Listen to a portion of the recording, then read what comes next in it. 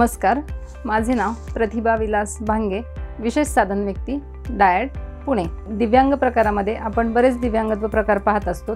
त्यामध्ये आज आपण सेरेब्रल पाल्सी या दिव्यांगत्वाबद्दल माहिती जाणून घेणार आहोत। सेरेब्रल पाल्सी म्हणजेच आपण त्याला मराठीमध्ये मेंदूचा पक्षाघात या नावानेही ओळखतो। तर आज आपण सेरेब्रल पाल्सीची ओळख कशी जाणून घ्यायची किंवा ओळखायचं कसं की हा सेरेब्रल पाल्सीचा मुलगा आहे किंवा विद्यार्थी आहे। तर पाहूयात, सेरेब्रल पाल्सी म्हणजे मेंदूमध्ये काहीतरी बिघाड झाल्यामुळे त्या मुलाच्या किंवा त्या व्यक्तीच्या हलनचलनास अडचणी निर्माण होतात, म्हणजे तो असेल सेरेब्रल पाल्सीचा व्यक्ती।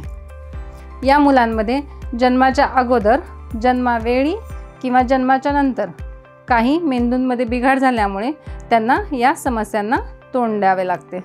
जसं आपण पाहूया की जन्माच्या पूर्वी म्हणजे बाळ आईच्या पोटामध्ये असल्यानंतर आईचा जर अचानक अपघात झाला असेल, आई पोटावरती पडली असेल, तर त्यावेळेस बाळाच्या मेंदूला मार लागतो आणि त्यावेळेस त्यांना ते सेरेब्रल पाल्सीचं दिव्यांगत्व येऊ शकतं। जन्माच्या वेळी की ज्यावेळेस आईची डिलिव्हरी होताना फोर्सेप डिलिव्हरी केली जाते, म्हणजे चिमट्याने बाळाची डिलिव्हरी होते, त्यावेळेस मेंदूला धक्का लागून मेंदूचा पक्षाघात होतो।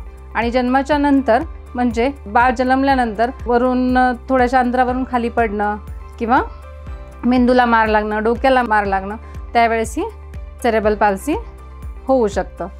त्याच्यानंतर सेरेब्रल पाल्सी हे पूर्ण शरीरावर परिणाम करतं किंवा शरीराच्या कोणत्यातरी एका भागावर परिणाम करतं। सेरेब्रल पाल्सी मूल जसं मोठं होत जाते तसतसे ते दिव्यांगत्व मात्र वाढत जात नाही। जे सेरेब्रल पाल्सीचं प्रमाण आहे ते तेवढंच राहतं, त्याचं अपंगत्व हे दिवसेंदिवस वाढत जात नाही। मात्र लवकरात लवकर निदान करून जर आपण त्याच्याबाबत काळजी घेतली नाही किंवा त्याच्यावरचे उपचारात्मक प्रयोग नाही केले किंवा उपचार केले नाही तर त्याची तीव्रता मात्र वाढत जाऊ शकते, त्याचा त्रास वाढत जाऊ शकतो। सेरेब्रल पाल्सीची जशी आपण ओळख करून घेतली तशीच आपण आता सेरेब्रल पाल्सीचे लक्षणं काय असतात, त्या व्यक्तीमध्ये, त्या मुलामध्ये कोणती लक्षणे दिसतात की आपल्याला ते ओळखता येईल की हे सेरेब्रल पाल्सीचं मूल आहे। जन्मापूर्वी, जन्मावेळी आणि जन्मानंतर येणारं दिव्यांगत्व म्हणजे हे सेरेब्रल पाल्सीचं लक्षण मानता येईल। त्याच्यानंतर मेंदूच्या पक्षाघातामुळे येणारं दिव्यांगत्व, जसं आपण म्हटलं होतं की डोक्याला कोणतीतरी इजा झाली किंवा मेंदूमध्ये काहीतरी बिघाड झालाय त्याच्यामुळे येणारं दिव्यांगत्व म्हणजे मेंदूच्या पक्षाघातामुळे येणारं दिव्यांगत्व म्हणजे आपण सेरेब्रल पाल्सी असं समजून घेऊ शकतो। त्याच्यानंतर हात पाय या स्नायूंमध्ये कडकपणा येतो, म्हणजे लक्षण काय आहे तर त्या मुलाच्या हातापायांमध्ये कडकपणा येतो, तो व्यवस्थित बसू शकत नाही किंवा व्यवस्थित चालू शकत नाही, तसे स्नायू त्याचे ताठर होतात।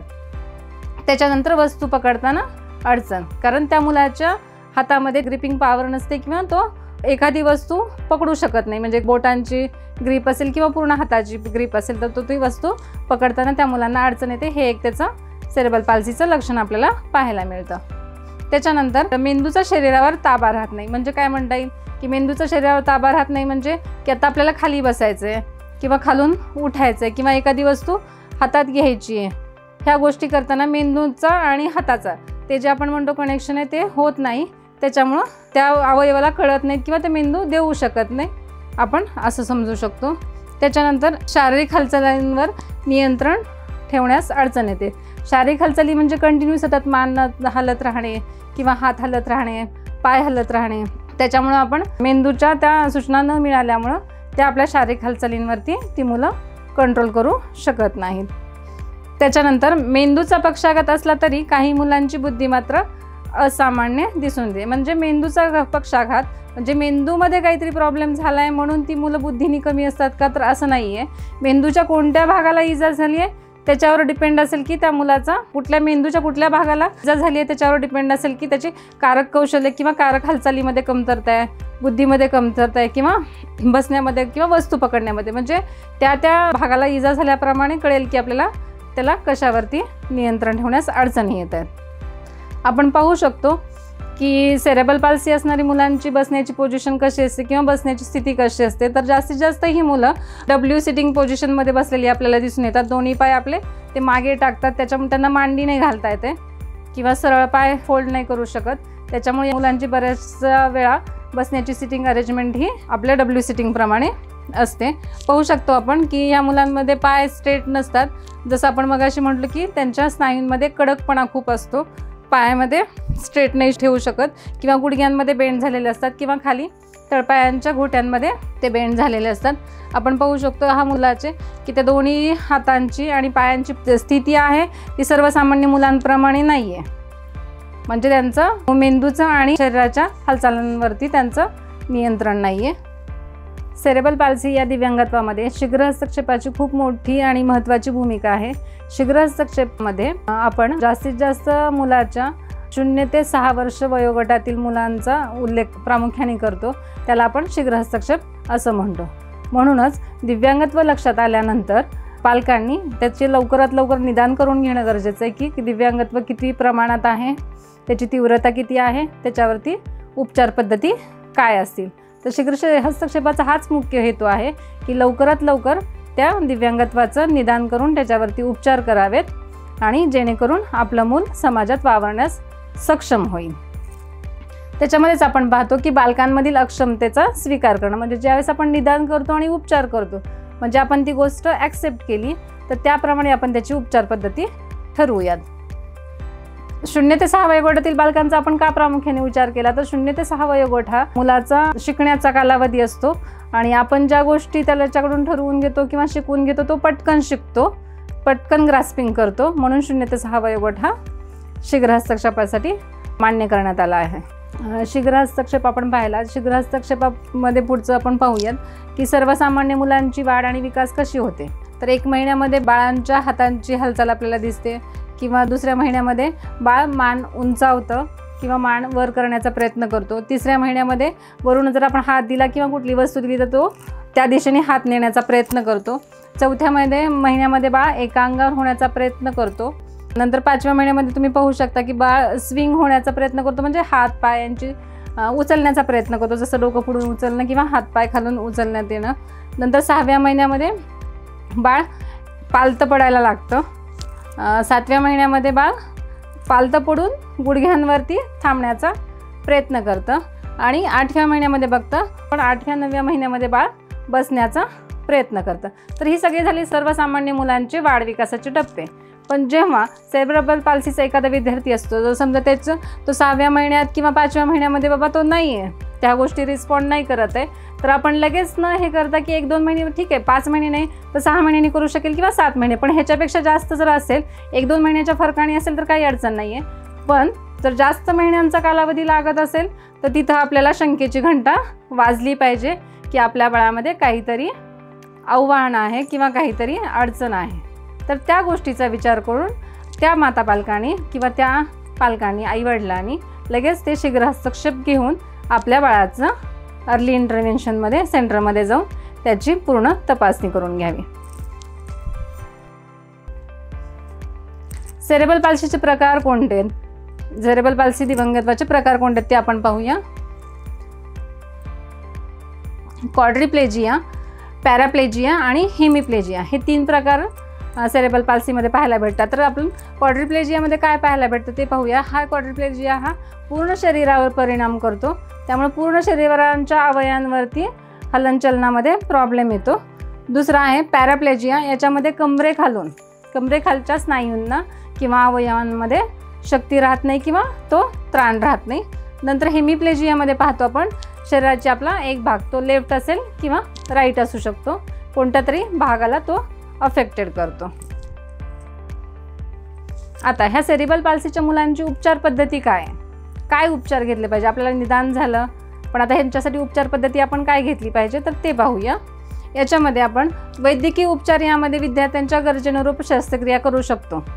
जर हातापायांची शस्त्रक्रिया होऊ शकत असेल, स्पाईनची शस्त्रक्रिया होऊ शकत असेल तर आपण याच्यामध्ये त्या मुलाची किंवा त्या व्यक्तीची स्थिती पाहून आपण त्याच्यामध्ये त्याची उपचार पद्धती घेऊ शकतो।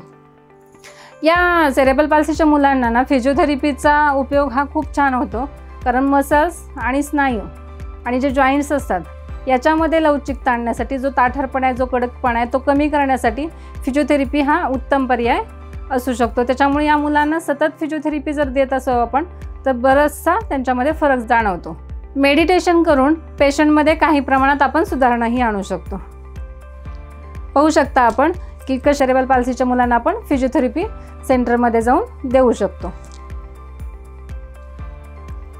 या मुलांचं म्हणजे सेरेब्रल पाल्सी मेंदूचा पक्षाघात असणाऱ्या मुलांचं अध्यापन मूल्यमापन कसं करावं याबाबत आपण पाहूयात. यामध्ये या विद्यार्थ्यांना बौद्धिकदृष्ट्या काही समस्या नाही आहेत. म्हणजे हेच सांगायचं, जरी याचं नाव मेंदूचा पक्षाघात असंही असलं या डिसॅबिलिटीचं, तरी ही मुलं मेंदूने किंवा बुद्धीने अतिशय कुशाग्रही असतात. या विद्यार्थ्यांना बौद्धिकदृष्ट्या काही समस्या नसल्याने या विद्यार्थ्यांचे अध्यापन हे आपण सर्वसामान्य मुलांप्रमाणेच करतो. म्हणजे जसं तोंडी असेल, तोंडी स्वरूपात असेल, लेखनिक असेल, लेखनिक स्वरूपात आपण लेखनिक देऊ, त्याप्रमाणे त्यांचं मूल्यमापन सर्वसामान्य मुलांप्रमाणे करू शकतो. ज्याप्रमाणे आपण अध्यापन पद्धती शैलीनुसार वापरतो, त्याचनुसार विद्यार्थ्यांची मूल्यमापन तंत्रेही सुद्धा अध्ययन शैलीनुसार असावे. अध्ययन शैलीनुसार म्हणजे कसं की ज्या मुलाला आपण एखादी अध्ययन घटक शिकवतो त्याविषयी तो घटक दृश्य स्वरूपात पण दिसावा, स्पर्श स्वरूपात पण कळावा. म्हणजे ते जे शैक्षणिक साहित्य आहे त्या शैक्षणिक साहित्यानं स्पर्श करता यावा, ते दृश्य स्वरूपातलं असावं आणि त्याने ऐकून पण, त्याचा व्हिज्युअल पण असावा, तो ऑडिओ पण असावा. त्यामुळे ह्या सगळ्या शैलींचा वापर करून ज्यावेळेस आपण शिकवलं जातो त्यावेळेस आपण म्हणतो की हा वेगवेगळ्या शैलींनुसार अध्यापन पद्धती होते. म्हणूनच मूल्यमापन करताना जशी आपण वेगवेगळ्या प्रकारच्या अध्ययन शैली वापरतो, तशीच मूल्यमापनाची जे तंत्र वापरतो ती तंत्र पण अध्ययन शैलीला धरून असावीत. सेरेब्रल पाल्सी या मुलांच्या शैक्षणिक सहाय्यभूत सेवा पाहूयात.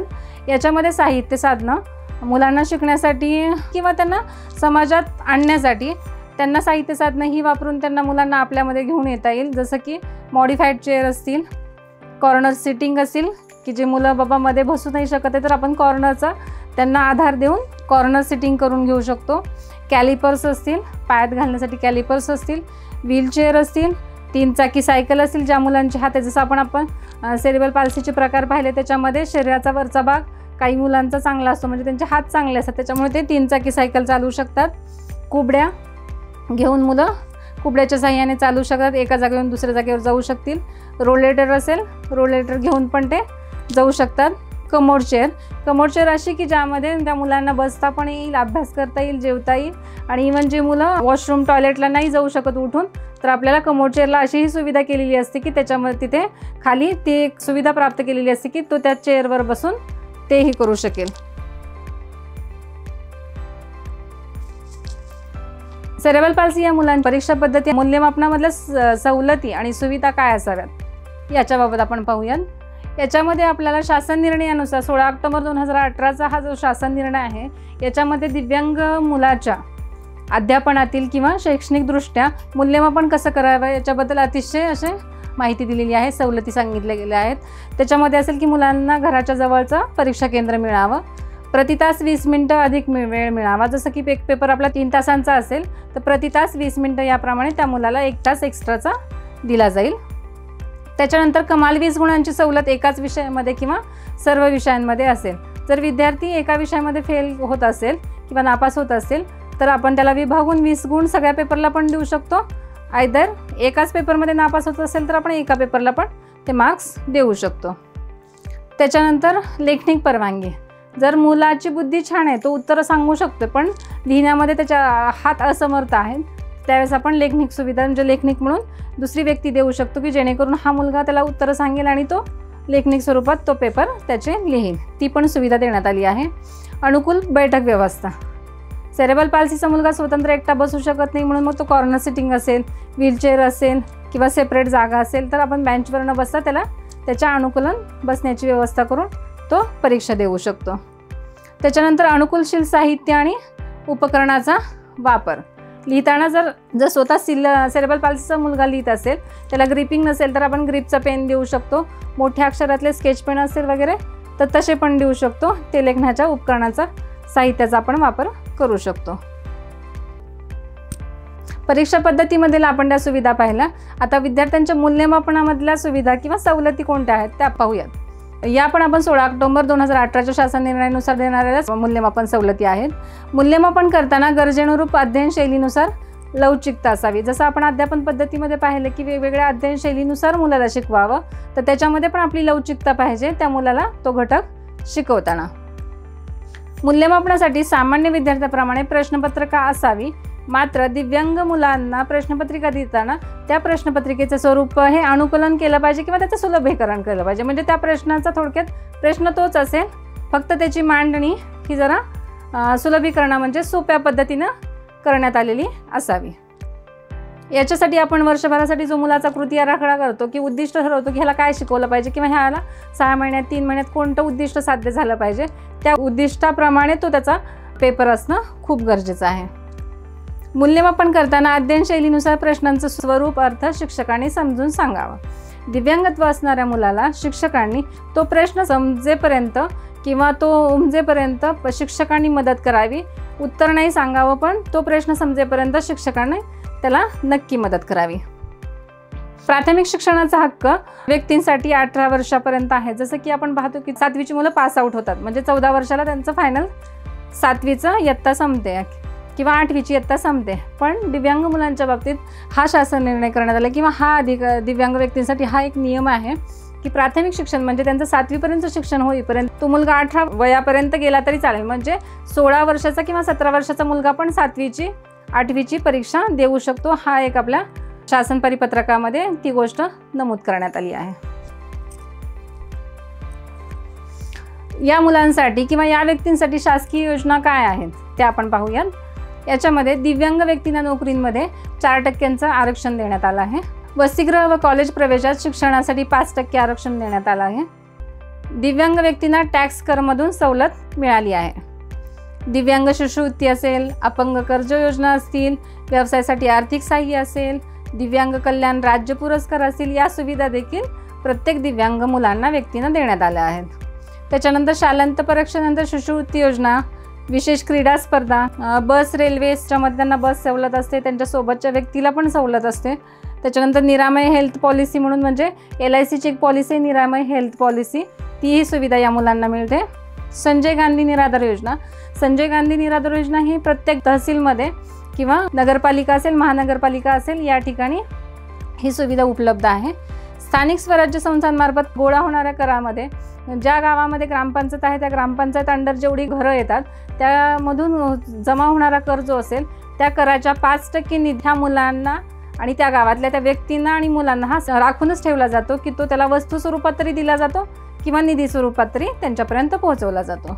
अडथळा विरहित वातावरण निर्मिती, या मुलांना सर्वसामान्य मुलांप्रमाणे जगता यावं, राहता यावं, टिकावं, यासाठी सगळीकडचं वातावरण आपल्याला अडथळा विरहित कसं करता येईल याच्याबद्दल पण शासकीय योजनांमध्ये समावेश आहे. दिव्यांग प्रमाणपत्र UDID कार्ड, जसं आपण म्हणतो की मुलांचं 40%च्या पुढे दिव्यांगत्व प्रमाणपत्र असणं गरजेचं आहे. UDID कार्ड निघालं आहे की जेणेकरून आपण मोठं प्रमाणपत्र सगळीकडे हाताळू नाही शकत आहे, तर त्यासाठी UDID कार्ड आलं आहे. कोणतीही योजनेचा सुविधेचा लाभ जर घ्यायचा असेल तर आपल्याकडे कंपल्सरी आवश्यक असं UDID कार्ड आहे. UDID कार्डला आपण स्मार्ट कार्ड असंही म्हणून संबोधतो. आणि नोकरीमध्ये येण्या जाण्याच्या वेळेमध्ये सवलत, जर शासकीय कर्मचारी म्हणून दिव्यांग व्यक्ती असतील तर त्यांना सकाळी जाण्यामध्ये किंवा संध्याकाळी ऑफिस सायंकाळी सुटण्याच्या वेळेस त्याच्यामध्ये वेळेमध्ये अर्धा तास ते 1 तासाची सवलत मिळते. सेरेब्रल पाल्सी या दिव्यांग प्रकारामधील मुलांसाठी आपण व्यवसाय कौशल्य पाहूया. व्यवसाय कौशल्यामध्ये सेरेब्रल पाल्सी असणारी मुलं मेणबत्ती बनवतात, अगरबत्ती तयार करतात, तसेच शाई खडू बनवणे या व्यवसायामधलं पण कौशल्य त्यांना अवगत असते. त्याच्यानंतर चित्रकलामध्ये पण ही मुलं खूप सुंदर चित्रकला, यांची बैठक व्यवस्था जरी व्यवस्थित नसेल तरी ते हाताचा आधार घेतील पण चित्र खूप सुंदर काढतील. विणकाम असेल, विणकाम छान करतात. ज्या मुलांचा कमरेखालून भाग निकामी आहे पण हात चांगले तर ही मुलं विणकाम पण छान करू शकतात. स्पर्धा परीक्षा, बुद्धिमत्ता कुशाग्र असल्यामुळे ही मुलं स्पर्धा परीक्षांमध्ये उतरतात, चांगले प्रावीण्य मिळवतात आणि टिकतात देखील. त्याच्यानंतर संगणक प्रशिक्षण पण ही मुलं बुद्धीच्या जोरावर छान प्रकारे घेऊ शकतात. त्याच्यानंतर शॉप चालवणे असेल, दुकान चालवणं असेल किंवा एखादा गाडा चालवणं असेल, फळभाज्यांचा असेल, म्हणजे एवढं थोडक्यात हे सांगायचं की व्यवसाय कौशल्य यांना एवढं छान मिळू शकतं की सर्वसामान्य मुलांप्रमाणे आपलं आयुष्य व्यवस्थित जगू शकतात. रिसोर्सेसमध्ये आपण याच्यामध्ये डिस्क्रिप्शन बॉक्समध्ये शासन निर्णय GR आपण ठेवलेले आहेत आणि त्याच्या साईडला त्याचा QR कोड दिलेला आहे. तुम्ही ते स्कॅन करून तुम्ही सर्व माहिती त्याच्यावर पाहू शकता. धन्यवाद.